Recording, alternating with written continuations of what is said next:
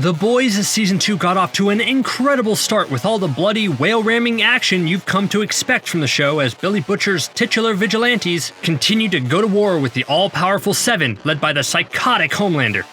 But between the buckets of gore and Carl Urban cursing, what are some things you might have missed in these first 3 episodes, and how will they affect the rest of the season? Just what exactly is the Church of the Collective, and what's Stormfront's secret past? We'll talk about all of that and more right now, but be careful, there may be spoilers for the rest of the season. You've been warned. Let's get started. It's just like The Boys to be kind of a jerk show, right? Like, sure, it's great, but it really took its time to answer the big cliffhanger from Season 1. That season ended with Homelander melting Madeline's face and Butcher employing his classic who cares attitude by trying to blow them both up out of revenge for his dead wife. But as it turns out, Becca is actually alive and well, with the season ending with Homelander taking Butcher to a nice suburban house where not only is Becca alive, but also she's raising Homelander's son. That's the sort of thing we want answered immediately, and the show did eventually get around to it, but it really only opens up more questions than it does answers. And before I really dive into the ramifications of Homelander's son, I want to mention one thing about Stillwell's baby. We obviously know that Butcher survived the explosion thanks to Homelander, but there was no word on what happens to Homelander's greatest rival for Stillwell's heart, her baby, in Season 1. We get confirmation that the baby wound up 17 miles away from the explosion. It is a puzzle. And it's easy to think that Homelander snatched the baby the same way he snatched Butcher, but is that the whole story? Would Homelander really save the baby, or is something else going on here? Could Madeline's baby be a soup injected with Compound V? That's not super important right now, but keep that in mind for the future. That was diabolical! Anyways, back to the cliffhanger. Although it looks like some idyllic neighborhood that Becca is raising Ryan away from Homelander, things might be far more sinister. We learn Ryan has no friends and no interaction with just about anyone.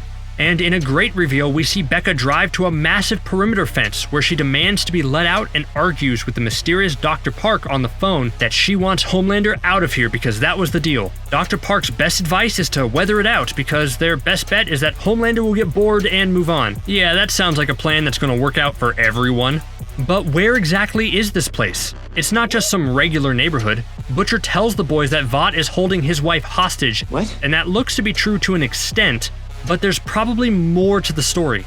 My theory is that this fake neighborhood was either completely built and populated specifically for Ryan, or it's for a lot of Compound V babies. I think Vought may have learned its lesson regarding raising superheroes directly in a lab after seeing how messed up Homelander turned out, so they wanted to try something else. This whole area looks like just one big lab experiment in raising a new superhero naturally, just so they have a normal childhood before becoming an adult hero. Can a child with Homelander's genes grow up nice because of his environment? Or as Homelander said, is Ryan just like him? That's probably going to be the big question going forward. Before I get into the next point about the Deep, may I offer you a fresca? No? Well, no pressure, it's there if you want it, but only if you want it. The Deep's adventure is probably the storyline that will divide most fans, mainly because there's a question of what they're doing with the Deep's character. The first season started off with the Deep doing a horrible thing to Starlight and abusing his power within the Seven.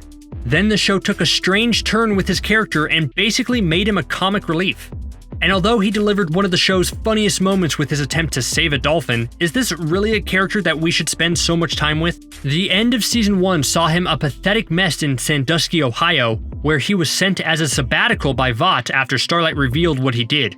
And the individual time that we've spent with him makes it clear that his story is far from over. And that's where the Church of the Collective comes in. After the Deep makes a complete fool of himself and gets arrested, he's bailed out by a low-level soup named Eagle the Archer, who looks at first like he's just offering his help, but we slowly see that it's all part of a plan to recruit the gullible and susceptible Deep into a church that feels an awful lot like a cult. Eagle explains that he once reached a low point after he ran out of arrows in a fight and lost a lot of good people, which forced him to question whether using a bow and arrow was actually useful against guns. Which, for the record, is a hilarious little jab at people like Green Arrow and Hawkeye. But then Eagle found the Church of the Collective and its representative, Carol. She helped Eagle realize that archery isn't outdated, it's timeless, and he should be proud. See, don't doubt yourself, Hawkeye, even when the whole world makes fun of you. Anyway, now they're trying to help the Deep out with his problems. See, it turns out the Deep is suffering from serious self-esteem issues. The first season ended with him having an encounter with a woman who basically abused him and his gills, which seemed like cosmic payback for what he did to Starlight. But Season 2 takes that even further by revealing the Deep is such a jerk to women because he secretly hates himself and doesn't want to show his gills to anyone out of fear of being laughed at. After going on a drug-induced trip that makes his gills sound like Patton Oswalt, he learns to start accepting himself for who he is. Well, that is until Homelander tells him to cover up his gills because of how disgusting they are, which probably sends Deep back into a state of depression. Again, I ask, is the Deep really a character worthy of redemption? That's the path he's currently on, or, because the show is a satire of a lot of different things, is it trying to make a point that powerful men are usually forgiven once they find religion? But then again, the Church of the Collective sounds like it has its own personal agenda, and it not only seems to brainwash a fragile Deep, but also be actively trying to get him back into the Seven. What's their end goal here? The creepy Carol name drops the Collective's leader, Alistair, so we'll probably meet him sooner rather than later. The most likely theory is that the Collective wants to completely recruit the Deep so that when he's back in the Seven, he can use his influence to bring others to the Collective's cause. How much influence does the Collective actually have? That's unclear, but the fact that the Deep says the catchphrase of the Collective to renew my life and new 7-member Stormfront immediately recognizes it might be an indicator that the Collective shouldn't be underestimated in any way, even if its members seem to do nothing but offer one another frescas. And speaking of Stormfront, let's talk about the latest addition to the Seven. Although she starts out as a brash, no-nonsense kind of hero that might have been a new ally for Starlight, we quickly see just how evil she actually is. So what's her deal? Why would someone that deranged and so seemingly against all the fake PR stuff that the Seven is usually associated with be recruited into the Seven? Well, it may have to do with her past and her personal beliefs, which may connect her personally to Frederick Vought, the creator of the company and Compound V. Anyone who knows Stormfront from the comics knows exactly what this hero believes in, but it was unclear if the show was going to follow that same path thanks to the gender switch and the focus on social media. But from what we saw in the first 3 episodes, it's clear the character's beliefs are the same as in the comics, which is going to be increasingly dangerous moving forward. What does she believe in? Well, just look at how she's super impressed with Homelander's incredibly blue eyes when she first meets him, how her favorite superhero is Pippi Longstockings, who was created in the 40s, her language she uses against Kimiko's brother Kenji, and probably the worst one, what civilians she decides to zap with lightning in the middle of fighting Kimiko and Kenji, and you can probably put 2 and 2 together. Stormfront is incredibly racist. And I don't think it's a coincidence that the same episode Stormfront is introduced, we get a long exposition-y backstory from Vought's current terrifying CEO, Stan Edgar, about the history of Vought.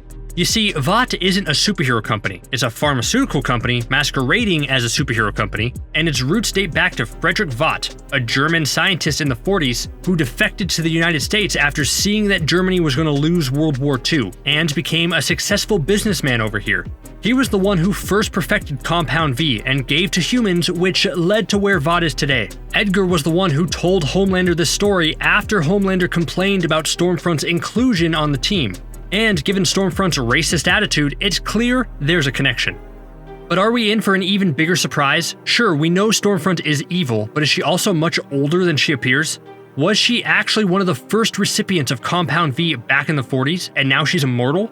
There are tiny hints about that. Right before the boys get themselves in a sticky situation with a whale in the 3rd episode, Butcher's contact Mallory asks if he's ever heard anything about Liberty, a female superhero from years ago who was front and center for a Budweiser ad. Butcher hasn't, and this question seems to come out of nowhere. But obviously Mallory thinks this is all connected somehow. Maybe it stands to reason that Stormfront has been active since the 40s, donning different names as time goes on, hiding her true beliefs from the world. So even if Stormfront is actually Liberty or not, we can still expect a different side of Stormfront's backstory to come into play this season. We all know about the Seven, but what about the second most popular superhero group? These guys are called Payback, and in the comics they're led by Stormfront before Stormfront gets called up to the Seven. If the Seven are clearly inspired by the Justice League, with Homelander being Superman, Queen Maeve being Wonder Woman, the Deep being Aquaman, etc., then Payback is a direct reference to the Avengers. With members like Tech Knight, who is a regular man who built himself a superpowered metal suit like Iron Man, Stormfront being Thor, and the patriotic Soldier Boy being Captain America. It's unclear how big of a role Payback is going to play this season, but there were multiple references to the new movie Tech Knight Lives throughout the first 3 episodes. So expect this group to show up to get in on the superhero action sooner rather than later. Great, just what Butcher and the boys need, more soups to fight. Overall, The Boys Season 2 got off to a great start. It seems to be upping the ante in every way, and it's going to be interesting to see what comes next. With the odds increasingly stacked against them, can Butcher, Hughie, and the rest get what they want and beat these soups? I don't know, but I know it's going to be a blast watching them try. So what did you think of the first 3 episodes of The Boys Season 2? Let us know in the comments below, and be sure to hit that subscribe button or else Butcher will run into another whale. Thanks for watching Screen Rant. See you next time.